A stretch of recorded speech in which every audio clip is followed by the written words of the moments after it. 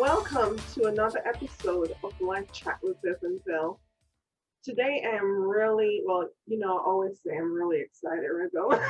But now I am really excited again because this is my adopted family is on with me today. I have my awesome favorite adopted mom, Louise Bolden, and I have my sister, Leslie Connor. I'm sorry, I keep forgetting that she got married and her name changed. But anyway, and also coming on soon, I hope, is my next sister, Debbie.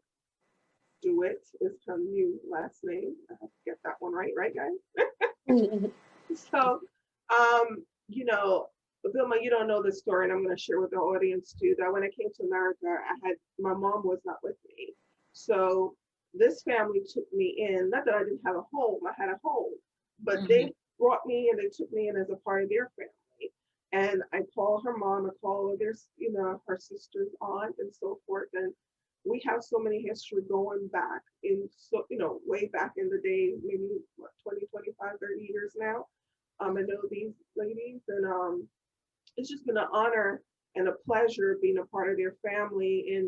I'm truly like, her daughter, and they treat me as such, even after clean as such or anything, but I am so blessed to have them as a sister and as a mom. And I really, even my mother started calling them mom because my mother said, how's your mom Louise doing? That's what she would ask me, my mother says to me. But I'm so appreciative and thankful that God has placed them in my life and in my help frame in my destiny. And that's what we're talking about today, is those whose shoulder we're standing on, and those who have impacted our lives and got us to the point where we are today. Because God has put a lot of people in our path that impact our lives and change our destiny. And these are some of the individuals that have done that for me. And I wanted to highlight the things, highlight who they are and to see who have impacted them throughout their lives. So I would want you ladies to introduce yourselves and let our audience know who you are, where you live, and so forth. You want to start, Mom? Yes, I will start. I know you would call me first. Well, good morning, everyone. It is a blessing to be here. I am Louise Bolden. I was born in Georgia, and after that, I went to school in Savannah. I left Savannah and I went to New York. I lived on Long Island. That's where I got married and had my children. And that's really where we grew up, but what I really want to bring to the front is that I am very blessed to have parents that really guided me into where I am now. It was funny that Vivian started with the shoulders that we stand on, because that was one of the things I wrote down on my pad about the shoulders that we stand on. And we have shoulders that we stand on, and people that really just pushed us to where we are, or guided us to where we are today. After being in New York and married and with the children and stuff like that, I went into corporate to work, and I worked in the company for 30 some years. But I wanted to just thank my parents for the foundation that they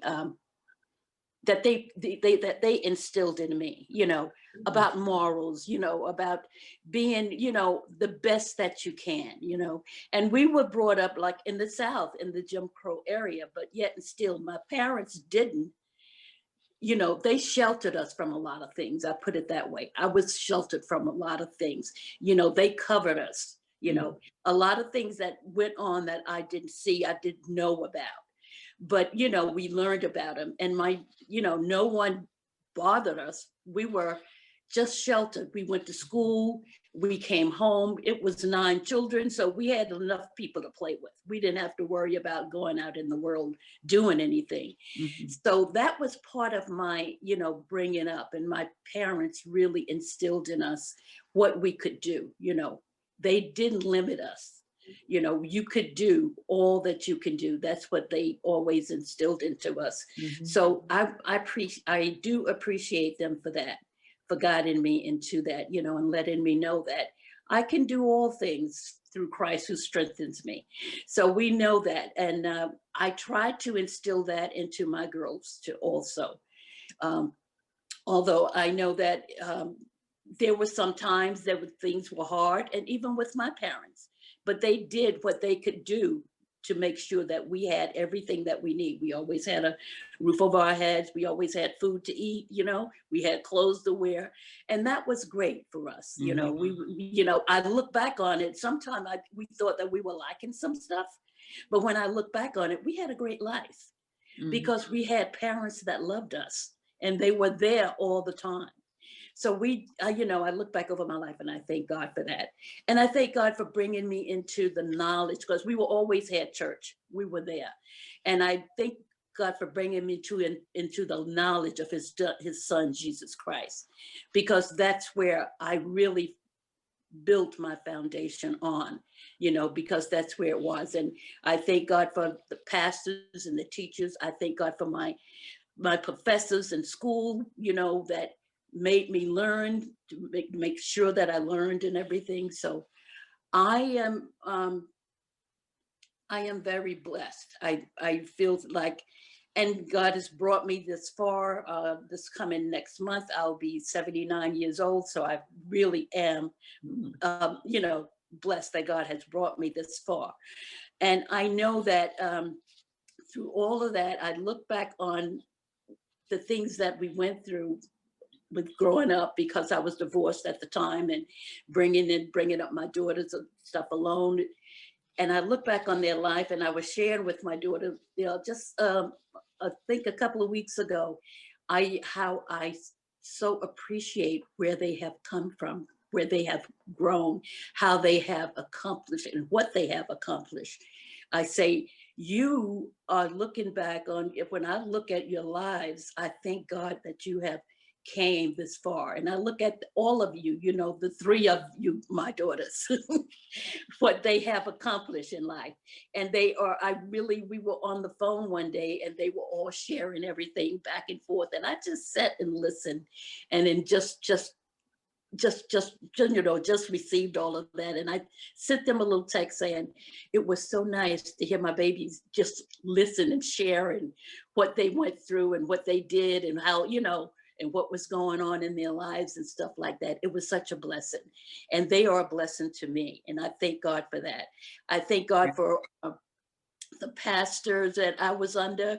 Pastor Seaton was a great foundation for me.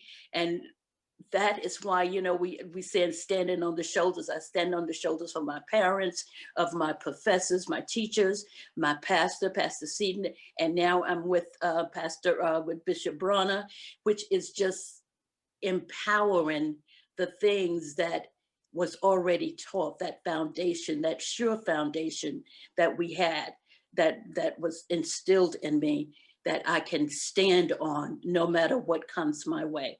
So I'm just thankful for that. I really want to just thank Vivian for bringing me here, because it was not one of my things. I'm not a person that's out front. I'm a background person. I would help do whatever you have to do, but I'm not an out front person. So I just thank God for, you know, for her and her family. They were, you know, she's been a blessing to us also, how she just came in and made herself, you know, just fit it right in with the family. So we thank God for that. So I don't want to take up too much time. So Yeah, we'll come back to you with a question. okay. Yeah. Go ahead, Leslie. So I'm Leslie Connor. I've been married for about 18 years now. I live here in Georgia, south of Atlanta. Born and raised in Long Island, New York, but always felt like I was a little country girl because I come down and visit with my grandparents every summer till I was about 12 years old. So like my mom said, they really instilled in us a lot of values that we currently live by. You know, we were down here, did church revival every night. Taking care of others, taking care of people is, you know, one of another foundation that they've taught us to be servants of others, you know. And that's something we learned in our church. My mom was the head of our special occasions committee while we were at Victory. And it's something that we still carry on today on how we are there taking care of just ministering. That's our ministry of how we take care of other people. And even though we've grown to do other things, though my mom won't say anything, that now she leads her own Bible study ministry group, which I'm very proud of.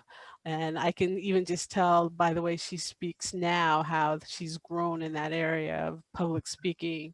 Um, you know, and it's great because, you know, like she said, she'll be 79 years old. And who says you still can't learn and still can't grow and still can't be used for whatever God has for you to be used by? And that's, you know, something that we've been we've been taught, that just be open and available. In my marriage, I have two children, two daughters. They're 17 and 13, and then I have two children from my husband's first marriage. Marissa's, I believe, 31, 32, and Garrett's 23. So they're older, out of school and on pretty much independent. And you know, like my mom said, I learned from my friends have been my rock. They taught us some basic things that I continue to live by. That I just have to do what's right, no matter what's going on, no matter the choice. When there's a a choice I have to make, I just have to say what's right. I can't do the shady thing or the sly thing or the easy thing. I have to do what's right. And God has just been able to show favor in my life for that, and provide and exalt and make open doors for me.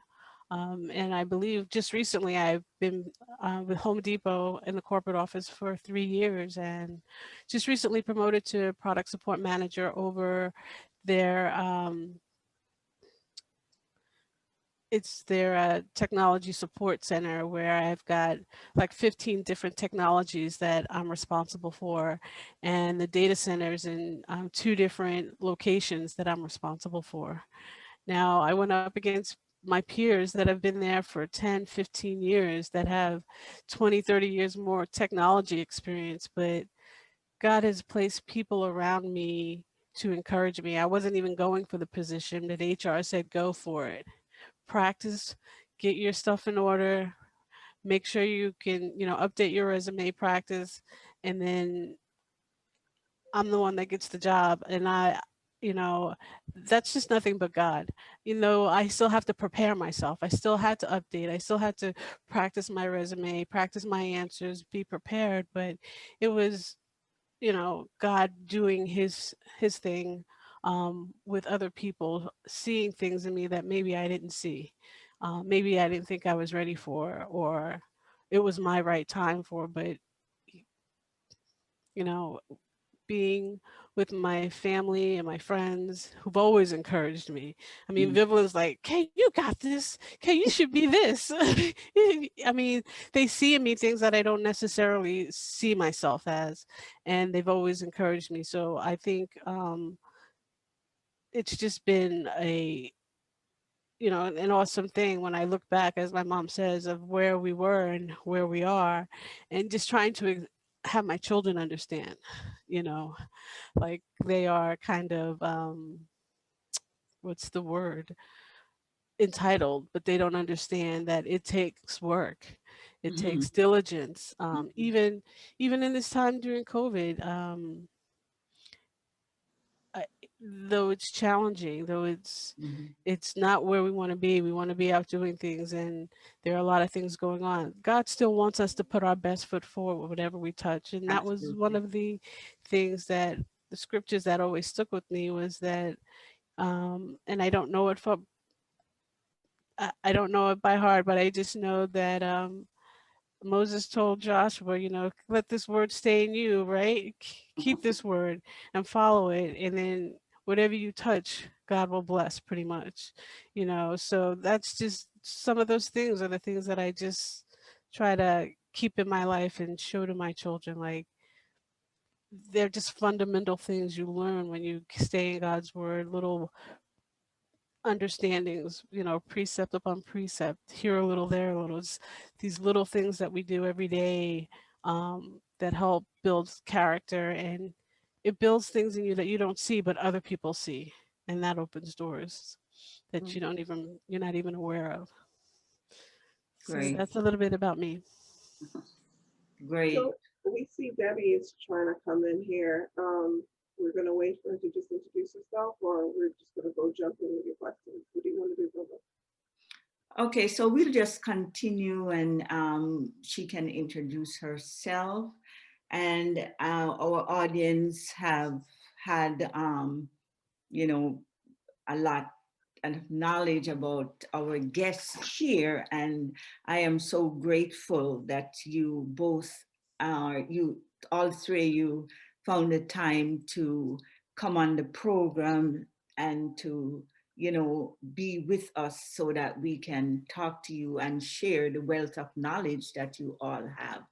And Miss Louise says she's 79. I need to see that birth certificate, because I Right.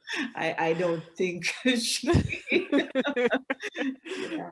And we want to welcome, for those of our listening audience, our third guest is here, so we want to welcome her. Debbie, and she is going to introduce herself, and let us know who she is. And she is not calling from America. That's all I'm going to say. So we can give her a pass on this one. Hi, everyone. I do apologize for my tardiness. I am in another country, so thank you for giving me the pass. I really do appreciate it. My name is Deborah Davis Dewitt. I have known Vivian for a very long time. I'm sure my sister and my mom have already expressed that as well. I am in IT, so I am a developer by trade. I've been writing code for a very long time and took an opportunity to do that here in the Netherlands. My husband is not with me, but he will be soon in the Netherlands. So we are bi-coastal right now, or are going across the pond right now. I am excited to be here and to be with you guys, and that's all about me right now. Okay, thank you so much. Thank you. And of course, we have been talking about Black history. This is Black History Month. And the first show that we had for the month of February, we talked about Black history, Vivian, my co-host, and myself. So we are continuing this show about Black history. And the first question that I want to just throw out there, and either any of you can answer, is what are your thoughts about us celebrating Black history, designating a month that we celebrate Black history? What are your thoughts on that? Um, I think it's great that we acknowledge the impact of people of color, Black, in America and all over the world, of how we have impacted the world, not just the African American or Black community, but communities all over the world. Then again, I think we should be celebrating Black history all year round. But I do love the fact that we do dedicate time to acknowledge not only just our presence, but our contributions to society as a whole.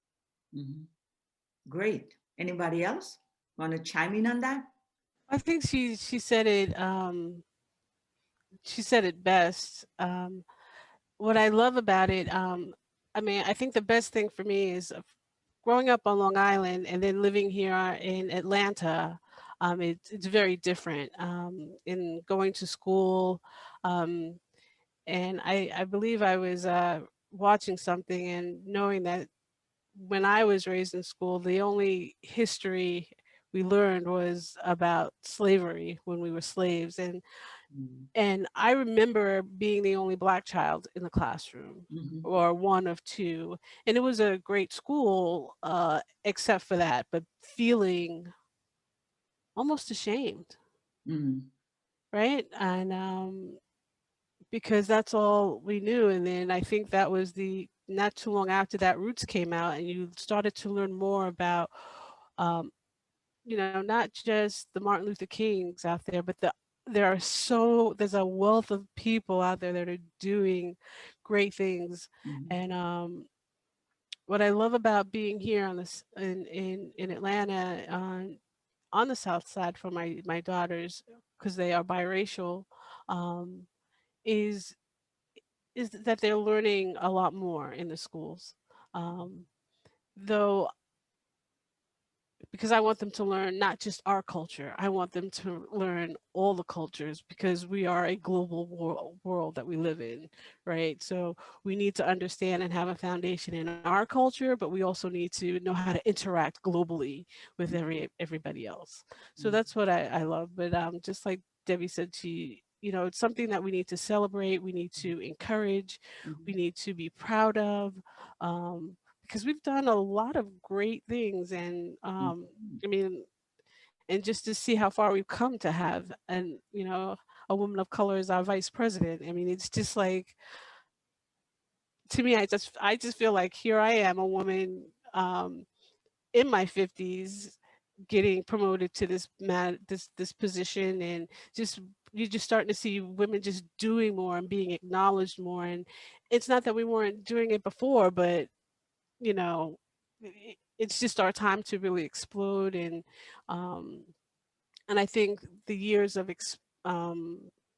you know, having this month and people expanding on it is just allowing things to grow and be accepted among cultures that aren't, you know, aware, or, you know, I don't know how to put it quite, but it's just made things more accepting and more open and more diverse.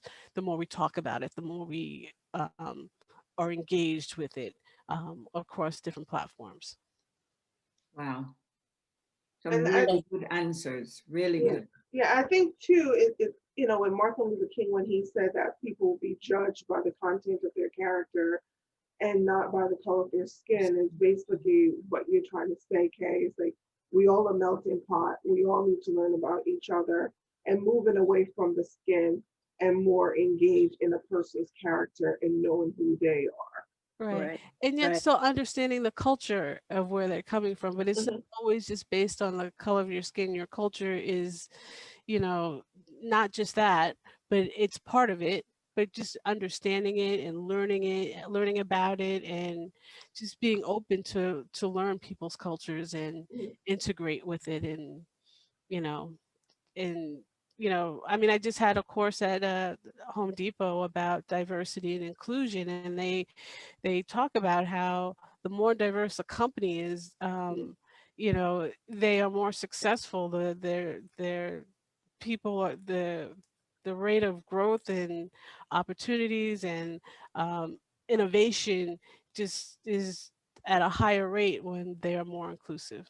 Mm, Mm, I like the fact that, just to chime in on that question a little bit more, is that you learn more and more every February, every year, right? yes, Like, oh yes, wow, I didn't even know that, right? And then not only, not just from me being African American, but or being Black, but people who are not in the Black community are learning more and more about the contributions that we've made to society. So I right. think that's also great as well.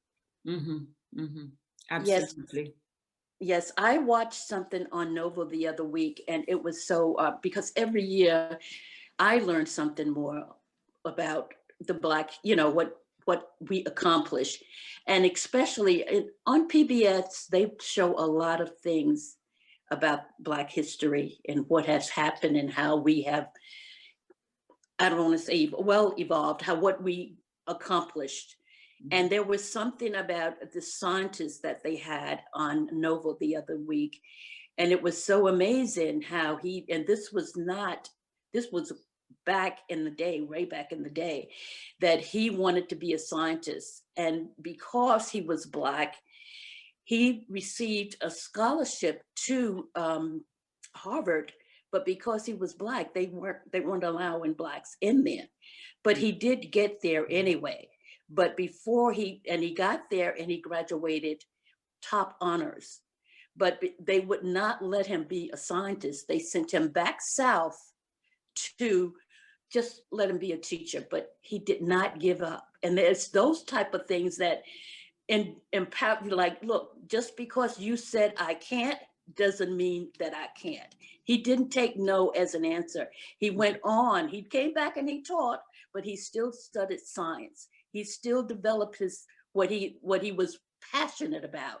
And that's what he did, to the point where he was to the point where he was in this, to the point where he was like a scientist against scientists. He was from America, Black from America, and this scientist was from a foreign country. And they had to test this product to make sure that it worked. And his outdid the other guy because he won what he was supposed to do.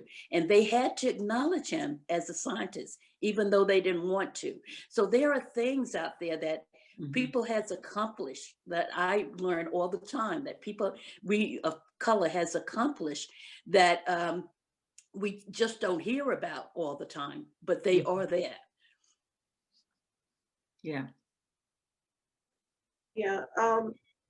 And it's interesting because Vilma and I was talking about that too last week, about all these individuals that we don't know. I like to hear those, stories of those first trailblazers, like we talked about Madam T.J. Walker. We talked about, who did we talk about? We talked about the guy who played baseball. We talked about Jackie Robinson. Right. And, Yeah, and also the ladies who went to, who worked, or mathematicians who worked on the spaceship.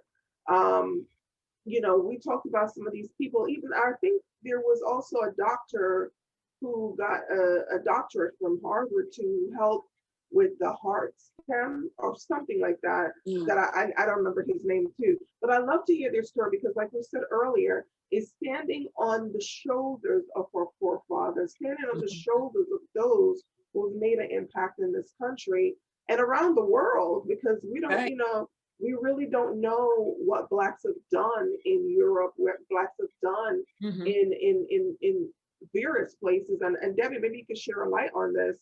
Maybe you know of something they've done in Amsterdam, or know what they have done in that country to celebrate Black history. Yeah, I don't know what's happening here. I just got here, so I know that by my neighborhood there's a park, right, and there is a monument to slavery. I know that there are things that are happening in reference to acknowledging the Netherlands' participation in slavery and trying to amend for that in current situations. But I'm not really privy to how they celebrate Black history just yet. I'm still looking it up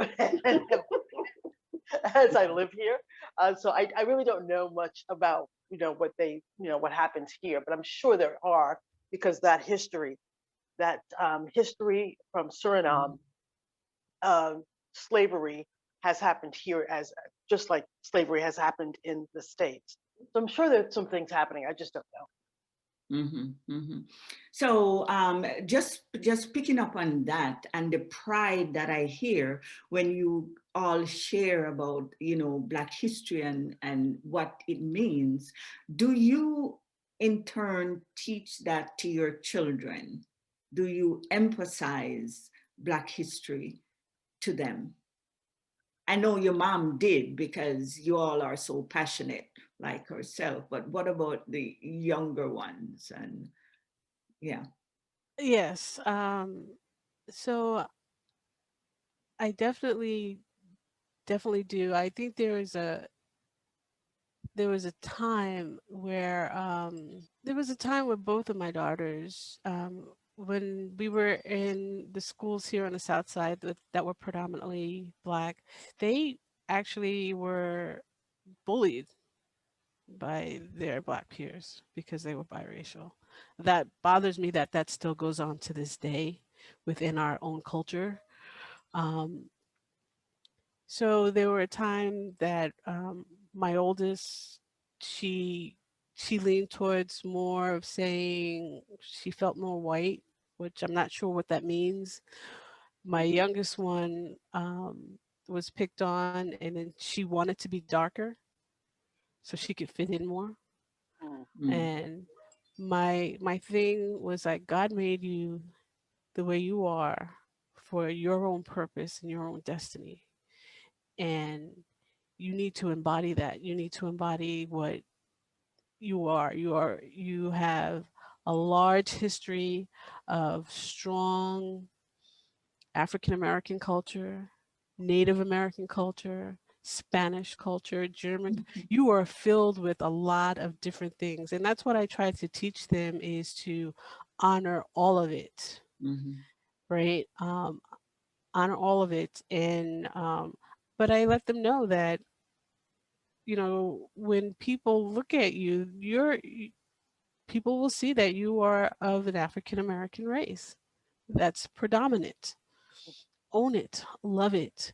mhm, So my oldest one now, her hair texture is more um, of an African American hair texture, more kinky and curly, and she wanted her sister's hair that's more fine and wavy because she couldn't manage it. But now she's owning it and loving it and wanting to be natural and mhm, wanting to care for it and style it and just and I was taking her to a soccer game yesterday and she was doing her hair and I just loved it. And she was like, I got to get this right. And I'm like, and it's just really just part of being a young woman, but just owning who you are. mhm, And that's what I teach them. And I'm like, I want you to understand that you are, um, well, so when it comes to animals, they have pure breeds and we used to call them mutts, but now they're, cock, like we were going to get a dog, a Labradoodle, the designers. I said, so you are a designer breed. Uh, you were a designer. Right. And you have to just learn how to own what you own and take in every bit of it. And they are, and they're learning, they're understanding, especially my oldest one, in understanding what it means when we say Black Lives Matter and understanding that sentiment. Because at first she was like, I'm not sure I get it. And then when we were going in depth and watching um, what was going on in society. And then we went back and how long it's been going on, that it's not new.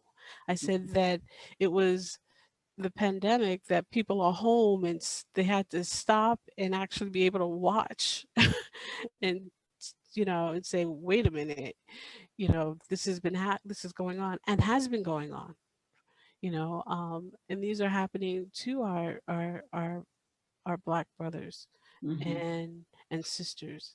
And I said, and you have a whole family load that, that could happen. It could happen to you because people will see you as an African American. Um, so with teaching them and understanding them and having them to own it and love it. And that's where we're in the process now, right? Just own it and love it and grow mhm. with it and um, be able to just, take it step by step. Thank you. It's good. Good. Anybody else want to chime in on that? Oh, she's the only one with children. Oh, okay, okay. I love what you say because what I found out is that children can be mean. So sometimes when like your daughter, she may not find that she fit into any one group. because one group may not want to accept you because you are not like us, you're not Black enough, or the other may say you're not white enough. But I love what you say, and I love the analogy that you use about a designer. You know, so that when you tell me that it's a deliberate carving, it's a deliberate mindset that this is who you are, you know, it's deliberate. You were made by God with all these different pieces, and you own it and be proud of it because that's who you are. And, you know, you can't change who you are, you know, so celebrate it. So I love that. I love that very much. Mhm. Is this I don't have children. I have my nieces, my right? sister's kids, right? And so those are my But it takes children. a village, right? Yeah. Yeah. And Mhm. then when I see Vivian's boys, those are my sons, right? So, but in reference to teaching them, I made sure when I did have opportunities with them, especially when they were younger, I had books that were more Afrocentric, so they can learn about certain things in in our history. So really perpetuating that side of their culture, and Mhm. also ensuring that they also understood that they are designer. Mhm. And so that there are other things that they could, you know, we can talk about in reference to their culture. But I did have a lot of books about, Martin Luther King and stuff like that in the house, Mhm. and they had sort of like storybooks, so I can, make sure that they knew about that side of it as well. Yeah. Wonderful. One thing also, we had friends come visit us. We had a couple come, and they were a biracial couple, but it was Trish, and she was white, but she was like, she wanted to go to the Martin Luther King Center, and she was like, your kids need to understand. You know, we want to make sure that they're strong. I mean, and it's coming from, and it takes all different types, right? Not just African American people trying to build your kids up, but it takes everyone who is in your circle to Mhm. make them strong and confident in who they are. So that was the first year. Kayla was only maybe not even a year old, or maybe just 9 months, and Kimberly was 5, but we went there with them to experience that. So every time we come down, we have friends come down, we're experiencing different parts of Atlanta that is so rich in different culture, that Mhm. different history and stuff like that for them. But I just love that, this was a friend that, we were just gonna hang out. She's like, anytime we can teach them, let's teach them. Let's let them know about who they are. Because she goes, it's a part of who I am too, because this is my history as well, Right. and I thought that was great. Mhm. Great. Great. Now, who would you say in history, would you say, or maybe currently, of anyone that has truly, their life has impacted you, or you would say, wow, I would really look to this person? Is there anyone in history or currently that you would look and say, hey, this person really, things you've done or things you've said or whatever may be have really impacted you or just left a little something within you? I'm going to say so everybody thinks that Alexander Graham Bell invented the light bulb, right? But the light bulb is nothing without the filament, Right. right? And the man who invented the filament was a Black man, right? And a lot of people don't know that, right? And he gets all the credit for bringing light into homes, but his light bulb wouldn't have worked without that filament. And the filament in a light bulb is tiny. It's a small incremental piece in the bulb, but it makes the light shine. And a lot of people don't know that that was a Black man, right? And every time I think of Black history, I think of that Black man Mhm. who invented that, because Mhm. he doesn't get The the credit. kudos, right, for Mhm. helping Alexander Graham Bell, right? Everybody's Mhm. about Alexander Graham Bell. So yeah, that's one person I think about all the time, right? You know, I'm glad you said that. Last week we spoke about that. in our show last week, we spoke about that, and maybe not in the same words, but we pointed out that although he did the light bulb, in order for the light bulb to work, it needed something additional, which was created by this black. It was Latimer. Yep. Yep. You're right on. How about you, Ma? I was trying to think of someone in history or now. Like I said in the beginning, the persons that really impacted my life more was my parents. So I give them that credit for that. In Black history, I think about my father and the day when he was, when people were sharecroppers, he bought land with 9 children. He bought land, and we, for farmers and stuff like that. When other Black people around us were still sharecroppers, we owned. In the old South, he bought land. I mean, it's just amazing that he did that.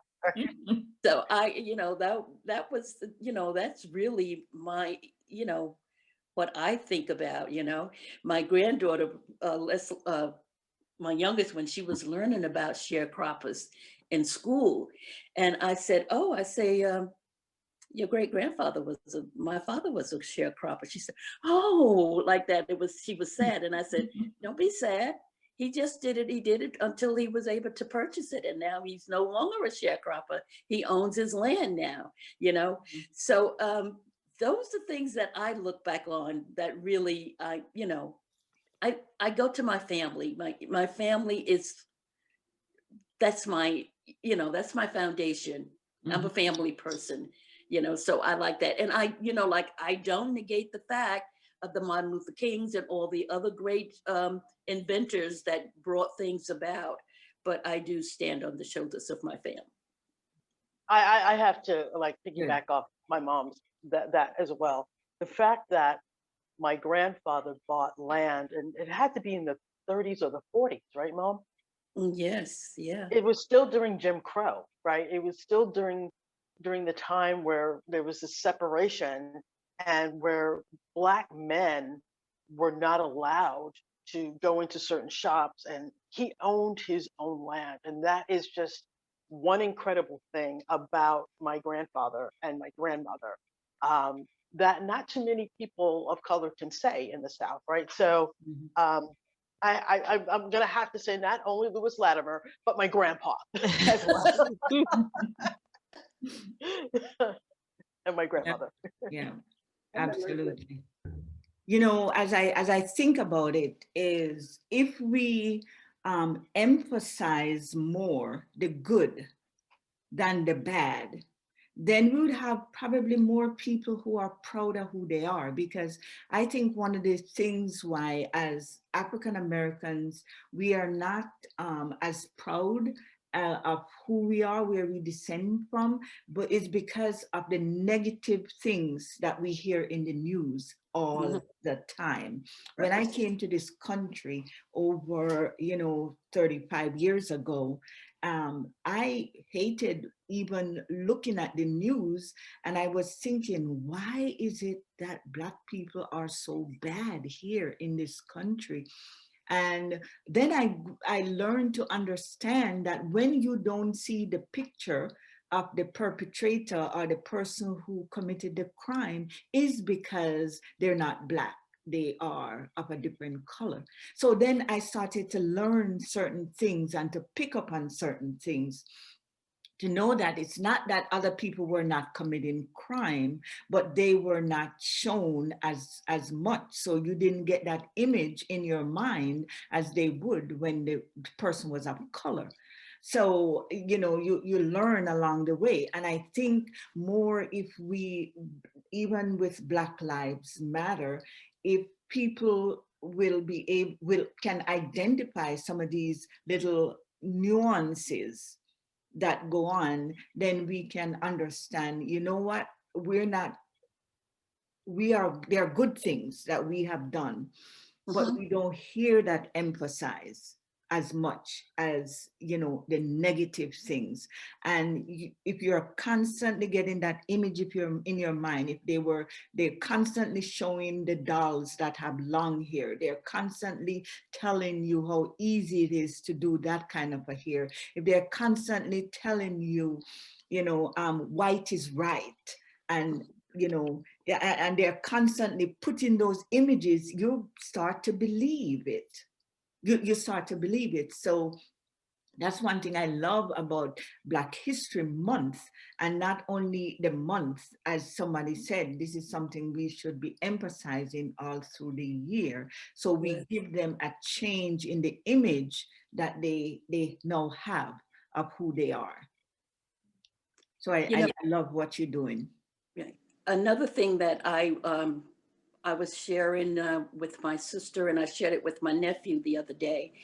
I said, I am very tired of the people stereotyping the Black race. Mhm. Whenever anything happens, no matter what it is, it always say, well, it's the Black race. They get it better. They have it worse. They have it worse. I said, we have to stop buying into that, Mhm. because the same person that had us in slavery are the same people that are putting that out.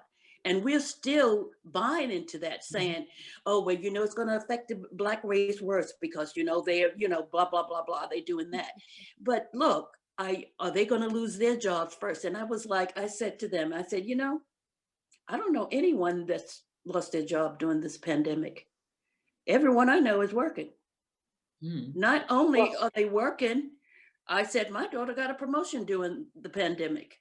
or move to another country. And one moved to another country and she's still working. I said, so I don't understand why people, don't get me wrong, I know there are people that do need it, but why is it's always the Black race that does that? We have to stop buying into that. I say, here, we have doctors, we have lawyers, we have professors, we have teachers, we have entrepreneurs, we have a Black president, we have a Black vice president, we have policemen, we have it all. We have really came a long ways. Let's look at what we have and stop thinking about what we don't have. We need to look at that as a Black person, as a Black people. Keep preaching. Well. Absolutely. Absolutely. I also ahead. want to talk about the documentary I watched by Ava DuVernay called 13th. Mhm. Mhm. Oh, yes. And it was so empowering. And then I realized how I fit in to that the message that our news media was putting out, because it was Mhm. showing Black people in the wrong way. And I used to be in retail, and I used to think the people that I caught stealing, well, the people were stealing from me. All different people were stealing from me, and I know that now. But I always was able to catch the Black people, and I was just like, and I had that same thought in my head, Mhm. but we were programmed because we were seeing it over Mhm. and over, and that's what they wanted. Absolutely. I mean, it was all a part of a bigger picture, just to keep us in a certain place, Mhm. when I looked at the two lines that say that, yeah, you have the right to vote, you're free as long as you're not a criminal. So everything Mhm. I'm going to do for you is criminalize you, and I'm going to make the world think that you're a criminal, Mhm. and I'm going to even make your own people think you're a criminal. Right. Even you you know didn't do anything, right? right, you know and how many times when you're in a neighborhood and you look at someone, you're like, I'm going to hold on to my purse because we Right. have criminalized each other. Yeah. Mhm. Mm. Yeah, and that's really a good point that you brought up, Kate and Ma, on what you were saying, Mhm. because it's true. Because I remember even driving down. Okay, God forgive me and everyone else. I remember driving down Patchogue one day. My girlfriend Erica and I, and they know about Patchogue. It's like Mhm. Mhm. Bellport. No, it wasn't Patchogue. It was Bellport. Sorry, Belport, yes. And I was like, we were there and we're in the car and it was like a whole bunch of Black youth on the street. We're like, oh, Black people. And we're looking at each other and we're like, oh my God, are we Black? But you know, it's true. We see this stuff in the media and we start believing this lie. Yes. So like you just said, Kay, when you were retelling, you caught most of the Black people because you were programmed to thinking that Blacks were the ones that steal. Right, And- exactly. And I and- wasn't seeing the other people that steal, that was Right. stealing right in front of my face. Right, because you're programmed to look for those individuals.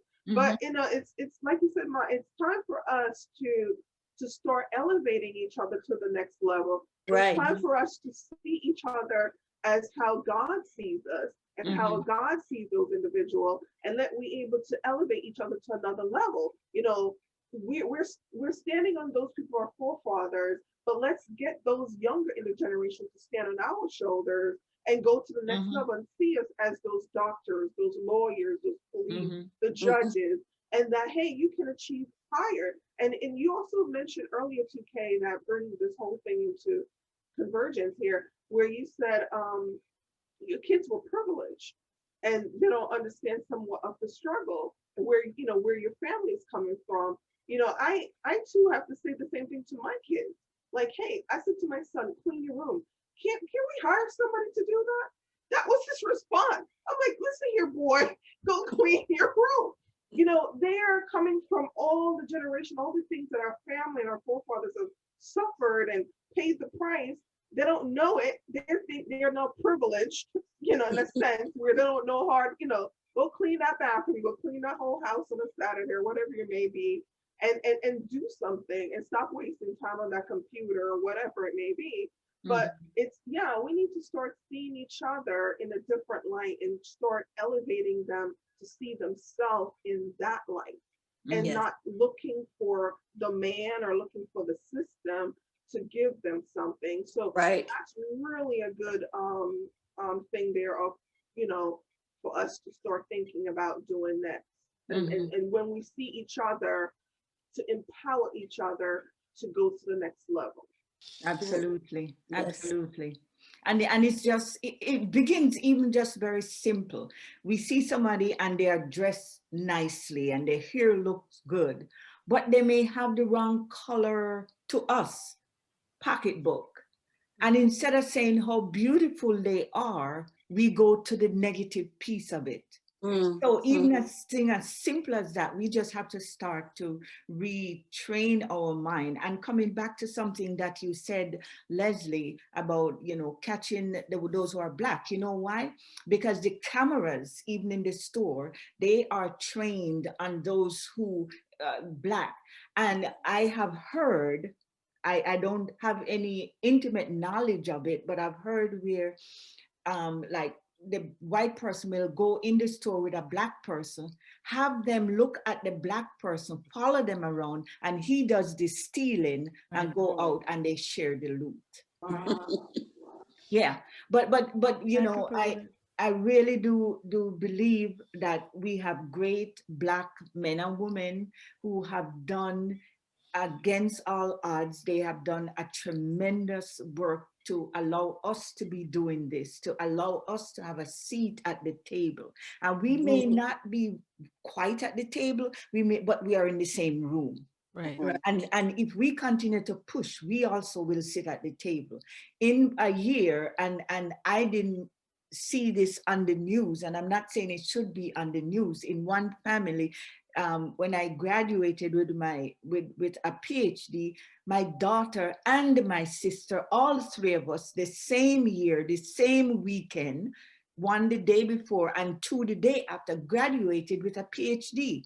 Now, if we were of a different color, then we probably would be all over the news. Because, you know, rarely do you see that happening in a family. Right. Yeah. But if on that weekend, when we had that great celebration that was going on, somebody from the family had done something, then that negative thing that was done would be the thing that would be on the news. So we need to celebrate each other. And we need to be that shoulder that the next generation will stand on.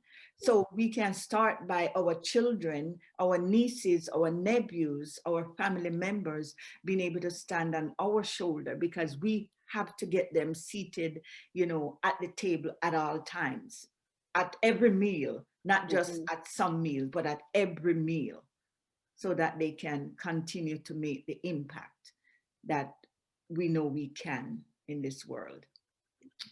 All right, Vivian, as we wrap up, what's your last word that we... I was just asking you the same thing. Oh. I guess you're not hearing me, but yeah.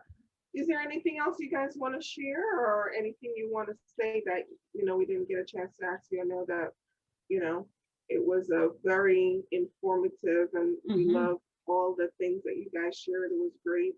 And like I said earlier, this is my family, my adopted family, and, you know, I just love and appreciate them. Even though I said, can you guys come on my show? I didn't ask them really if they want to come on.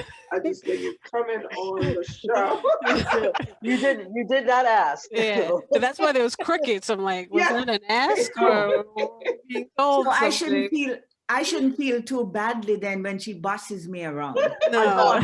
I'm much older than she is, but she tries to boss me around. That's know, just part of her awesome. character. Oh, I see. That's just Viv. Thank you. Thank you. I told you, if you want to get dirt on me, they know it, but that's another show. But anyway, so I do really appreciate you guys being on. And Debbie, I know you're 6 hours ahead of us, and you're taking the time to do this also. And you know, Anything for you, Viv. Anything for you, well, Viv. thank you. I love you guys dearly. I love you guys dearly. And you know, we really, certain things that you guys have said, you know, I really appreciate those things, because you know, like Ma, we said over and over again, you know, what you said is really great about, you know, the next generation, highlighting those things, and what you talked about your parents and the things that they've accomplished over the years. And also, you know, I can also say, like I said in the beginning, that I'm standing on your shoulder because of what you brought me into your family. And I remember, I don't want to get emotional, tear the eye here, but I remember there's things that both my sisters have done that helped pave my way. And I remember, I'm like, I think differently than all the rest of our friends. The Vilma, you don't know, 6 of us were really close friends at the time. And I remember, I'm like, Debbie, you know, she has brought if you want to know where I get my elegance from, it's from Debbie Davis. She used to be a model, so she know how to, you know, flair, you know. And the one that keep me on track is Leslie Davis. Because I remember I've done stuff, and she's like, we can do it, but you sure can't do that. You know, you don't do it. You don't do what we do. Right. So I really appreciate you guys being on and being with us and sharing all the things that you guys have shared, because it was really good information.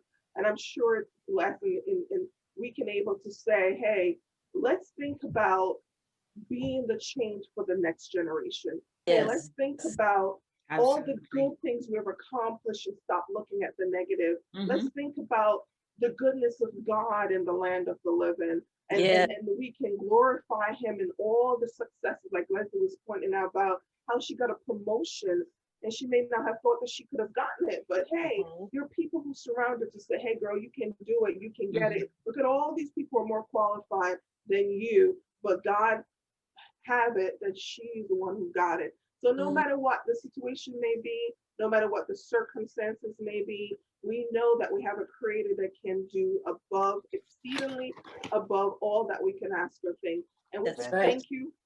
Thank you, Vilma. I hope you don't have anything else, because I was just about to close. No, we have gone over our time. Just to remind our audience that you can catch us on Facebook, Live Chat with Vivandvil. You can email us if you have any questions, lifechatvivandvil@gmail.com. You can go on our website, which is lifechatwithvivandvil.com. You can see us on YouTube, and you can see us on various podcasts medium. Awesome. All righty. Thank you guys. This is another episode of Live Chat with Deborah. Goodbye. Bye-bye. Bye.